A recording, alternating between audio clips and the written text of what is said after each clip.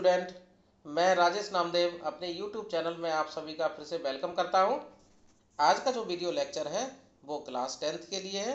तो class 10th के student अपने कॉपी और पेन लेकर तैयार हो जाएं, क्योंकि आज हम आपको बताएंगे कि जो क्वाड्रेटिक इक्वेशन है, ठीक है, क्वाड्रेटिक इक्वेशन यानी कि चैप्टर नंबर 4 है आपका एनसीईआरटी की बुक में, उसके प्रॉब्लम को बहुत आसान तरीके से कैसे सॉल्व किया जाए। तो स्टार्ट करने से पहले मैं आपसे अनुरोध करूंगा कि हमारे चैनल को आप ज़्यादा से ज़्यादा लाइक करें और सब्सक्राइब करें। इसी प्रकार से आप हमारा हौसला बढ़ाते रहेंगे तो मैं आपसे वादा करता हूं कि ये जो लॉकडाउन का जो पीरियड चल रहा है, इस समय जिस समय कोई भी आपको कोचिंग क्लासेस और आपको किसी तरह का कोई स्टडी का एटमॉस्फेयर नहीं मिल पा रहा है, तो मैं आपको किसी भी तरह की कोई कमी नहीं होने दूंगा। नामदेव क्लासेस आपकी सेवा में हमेशा तैयार रहेगा। स्टार्ट करते हैं हम। सबसे पहला जो प्रॉब्लम है उसमें हमसे पूछा गया है, calculate the roots of an equation X square plus 5x plus 6। आपको एक क्वाड्रेटिक इक्वेशन दे रखा है, तो इसके रूट्स आपको फाइंड आउट करने हैं। तो मैं आपको बता देता हूँ, क्वाड्रेटिक इक्वेशन के रूट्स फाइंड आउट करने के हमने आपको 3 मेथड हमने बताए थे। सबसे पहला हमने मेथड आपको बताया था जिसका नाम था फैक्टराइजेशन। दूसरा जो मेथड था जिसमें हमने बताया था हम कंप्लीटिंग स्क्वायर मेथड से सॉल्व करते हैं। तीसरा जो मेथड था उसमें हमने फॉर्मूला मेथड के बारे में बात की थी। तो सबसे पहले जो क्वेश्चन, आज हम तीनों मेथड से क्वेश्चन सॉल्व करना बताएंगे। तो सबसे पहला जो क्वेश्चन है हम इसको फैक्टराइजेशन मेथड से करते हैं। हमें फैक्टराइजेशन मेथड अप्लाई करने से पहले ये देखना होगा कि ये क्वाड्रेटिक इक्वेशन जो दे रखी है, इसका जो फर्स्ट और थर्ड जो टर्म है उनका मल्टीप्लिकेशन कितना है और मिडिल टर्म है वो क्या है। तो हम देखते हैं यहाँ पर कि जो मल्टीप्लिकेशन आ रहा है वो 6 है और मिडिल टर्म जो है वो 5 है। ओके, तो यहाँ पर आपको दो फैक्टर्स यानी कि दो नंबर इस प्रकार से लेने हैं जिनका मल्टीप्लिकेशन करने पर हमको 6 मिल जाए और उनको ऐड या सब्ट्रैक्ट करने पर आपको मिडिल टर्म मिल जाए यानी कि 5 मिल जाए। तो यहाँ पर हम देख पा रहे हैं कि 2 और 3 हमारे पास ऐसे दो नंबर हैं जिनका अगर हम मल्टीप्लाई करते हैं तो हमें 6 मिलता है और उनको अगर हम ऐड करते हैं तो हमको 5 मिल जाता है। इस प्रकार से ये क्वेश्चन हमारे लिए अब बहुत आसान हो गया। तो आपको इस तरीके से मिडिल टर्म को स्प्लिट करके लिख देना है, जिसमें अब आपका जो इक्वेशन हो गया X square plus 2x plus 3x plus 6 equal to 0। Okay, अब आपको इनके दो दो पेयर बनाकर इनमें से कॉमन क्वांटिटी को, ठीक है, कॉमन कर लेना है। तो यहाँ पर सबसे पहले हम देखते हैं, यहाँ x कॉमन आ गया और दूसरे दो टर्म्स हैं उनमें से 3 कॉमन आ गया। तो इस प्रकार से हमको दो फैक्टर मिल गए, x प्लस 2 x प्लस 3। अब आपको दोनों फैक्टर को 0 के बराबर पुट करना है एक एक करके। तो आपको x की वैल्यू एक बार -2 मिल रही है और एक बार -3 मिल रही है। इस प्रकार से हम कह सकते हैं कि यहाँ पर दोनों जो रूट्स हैं हमारे वो है -2 एंड -3 और ये हमारा जो मेथड है इसको हम बोलते हैं फैक्टराइजेशन या splitting the middle terms. Okay, next देखते हैं।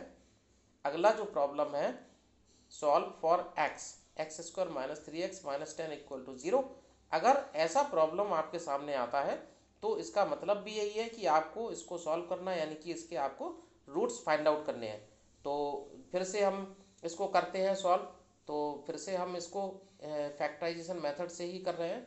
तो हम देखते हैं यहाँ पर कि हमारे पास जो इक्वेशन है उसमें फर्स्ट और थर्ड टर्म का मल्टीप्लिकेशन -10 है और जो मिडिल टर्म है वो है -3।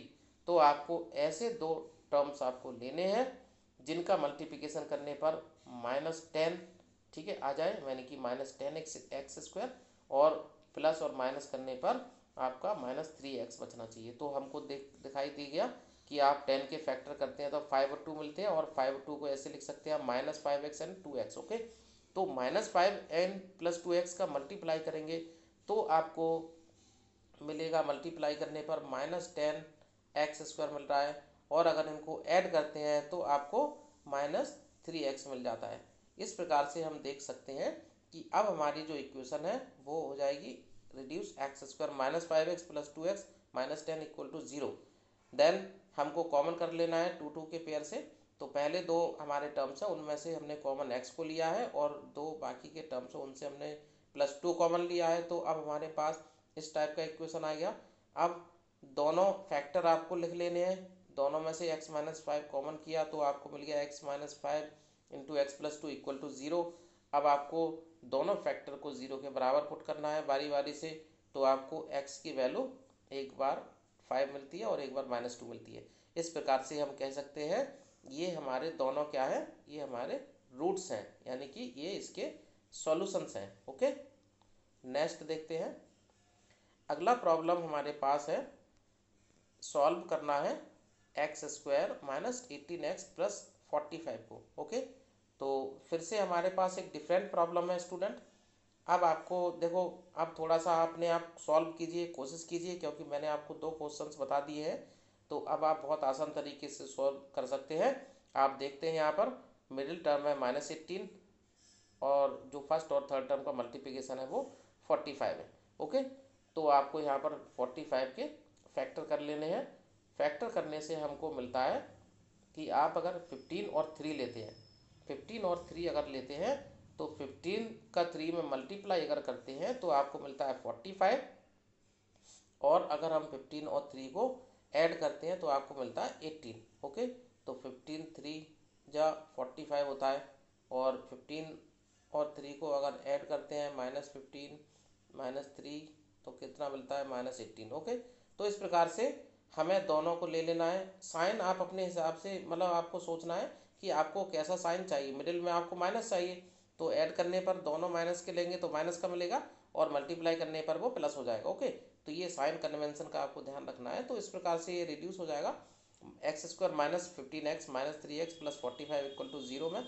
इस प्रकार से आप अब यहाँ पर इनके फैक्टर करके लिख सकते हैं, तो आपको मिल गया x की वैल्यू 15 और 3। तो these are the 2 factors of given quadratic equation. इसका मतलब है कि आपको सॉल्यूशन x के मिल चुके हैं। नेक्स्ट, अगला प्रॉब्लम हमारे सामने है, find the roots of the following quadratic equation by the method of completing the square. यानी कि आपको ये क्वाड्रेटिक इक्वेशन दे रखा है 2x square minus 7x plus 3 equal to 0। आपको सॉल्व करना है इसको सेकेंड मेथड से, जिसका नाम है बाय कंप्लीटिंग स्क्वायर मेथड। तो आपको यहाँ पर क्या करना है, सबसे पहले इसमें जो कांस्टेंट टर्म है यानी कि 3, उसको आपको RHS में भेजना है। तो आपने इसको लिख दिया, तो आप 2x square minus 7x minus 3 आपको मिल गया। ओके, अब इसके बाद आप क्या करेंगे, इसका जो एक्स स्क्वायर वाली टर्म है उसका जो कोफिशिएंट है उसको आपको यूनिटी बनाना है, यानी कि 1 बनाना है। तो उसके साथ में जो भी कोफिशिएंट होगा आप उसी से डिवाइड कर देंगे होल इक्वेशन को। तो आपने 2 से डिवाइड कर देना है, divide by 2, then we get X square minus 7x by 2 equal to -3/2। Okay, तो आपको इस प्रकार की इक्वेशन मिल गई। अब आपको थोड़ा सा इसको अरेंज कर लेना है, क्योंकि आप होल स्क्वायर बनाएंगे तो उसमें आपको 2ab वाली एक टर्म मिलती है। तो आपने क्या किया, जो 7x/2 है उसमें 2 का इंटू 2 का डिवाइड कर लिया, तो इस प्रकार से आपको इक्वेशन मिलती है।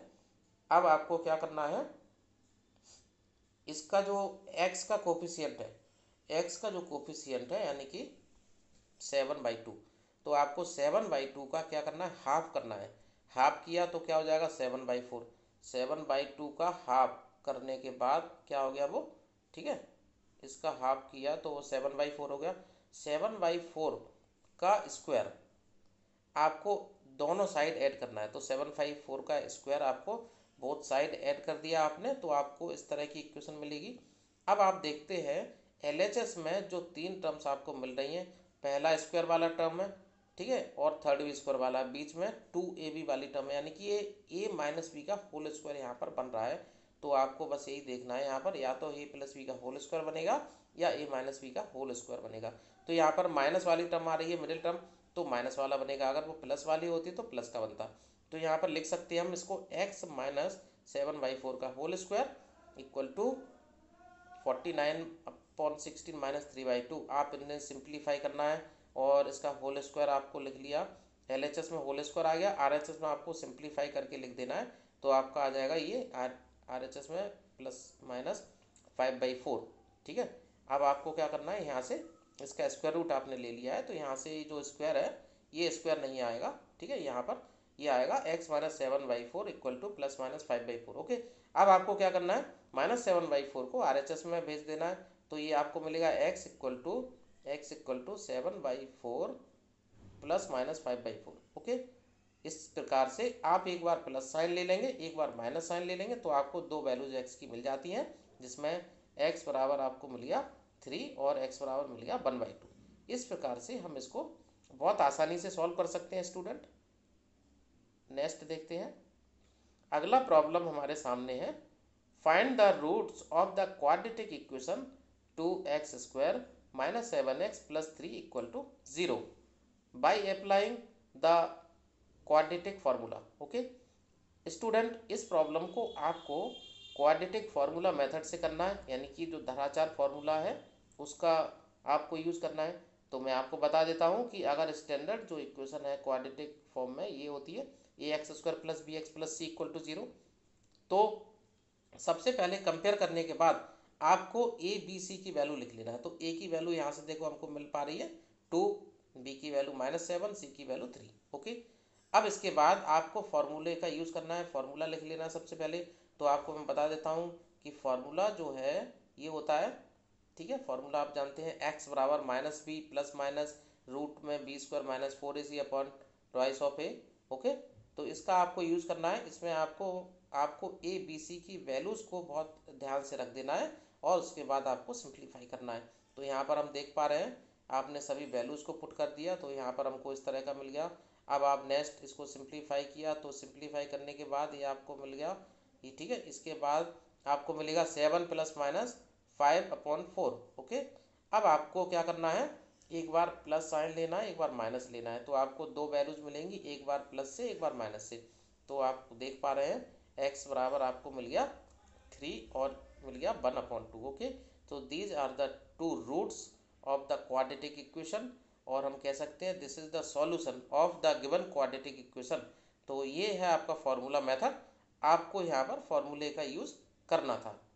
तो छात्रों, आज की क्लास हम यहीं पर समाप्त करते हैं। अगली क्लास में हम क्वाड्रेटिक इक्वेशन के, यानी कि चैप्टर नंबर जो 4 है आपका एनसीईआरटी की बुक का, इसी बुक के कुछ और अच्छे क्वेश्चंस आपके सामने लेकर आएंगे, जिसमें हम वर्ड प्रॉब्लम्स को शामिल करेंगे अब, और उनको देखेंगे कि कैसे वर्ड प्रॉब्लम को आप पहले समझेंगे और उसके बाद उनको इक्वेशन फॉर्म में बदलेंगे, देन उसके बाद उनको सॉल्व करेंगे।